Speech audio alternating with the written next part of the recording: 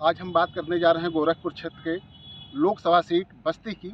बस्ती के विषय में कहा जाता है यह महर्षि वशिष्ठ का यहाँ का आश्रम रहा और प्रख्यात साहित्यकार रामचंद्र शुक्ल की जन्मभूमि भी रही है यह।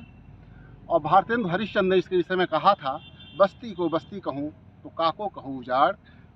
बस्ती की नीरसता को देख करके उन्होंने यह बात कही थी। आज भी बस्ती में कोई बहुत अंतर नहीं है, कोई बहुत प्रगति नहीं हुई है, विकास नहीं हुआ है।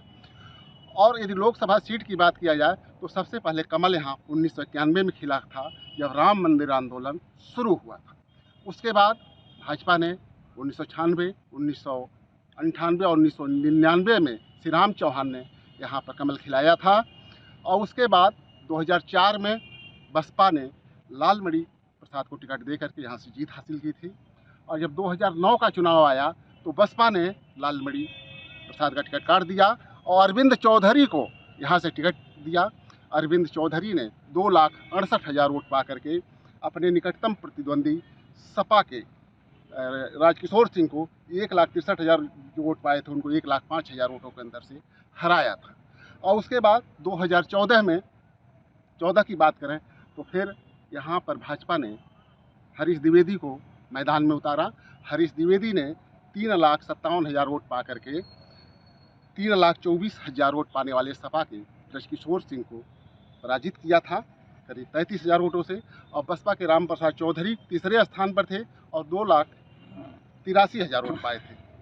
यही नहीं, यदि हम बात करें 2019 के चुनाव की तो 2019 के चुनाव में भी हरीश द्विवेदी भाजपा के प्रत्याशी रहे और वो करीब 4,71,000 वोट पाए थे। और 4,40,000 वोट पाने वाले राम प्रसाद चौधरी को उन्होंने करीब 30,000-31,000 वोटों से हराया था।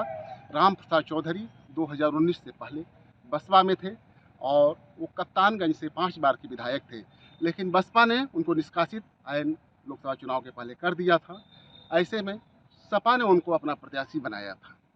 तो इस समय भी वह सपा में है और 2024 में सपा ने उनको टिकट दे रखा है प्रत्याशी। जब पहली लिस्ट सपा की घोषित हुई तो बस्ती की सीट पर भी राम प्रसाद चौधरी को टिकट दिया गया। और उधर दूसरी तरफ भाजपा ने भी हरीश द्विवेदी को टिकट दे करके तीसरी बार मैदान में उतार दिया है।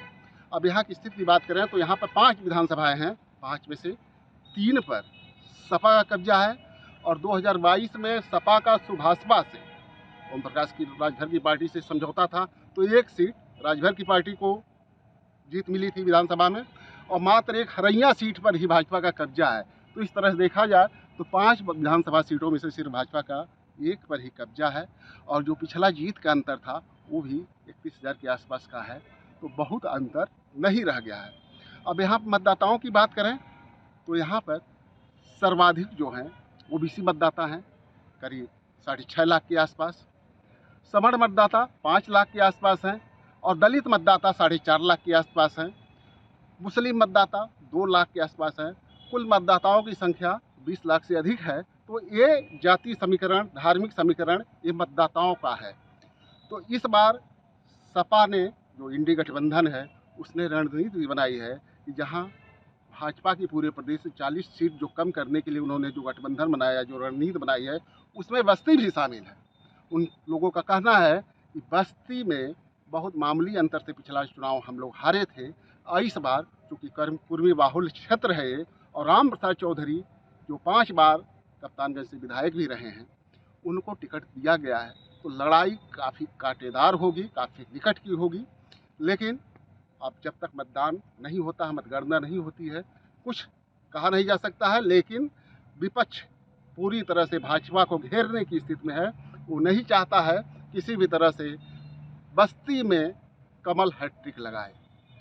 तो इस तरह से पूरा रणनीति चल रही है, जातिवार भी चल रही है, हर तरह से विपक्ष भी कोशिश कर रहा है।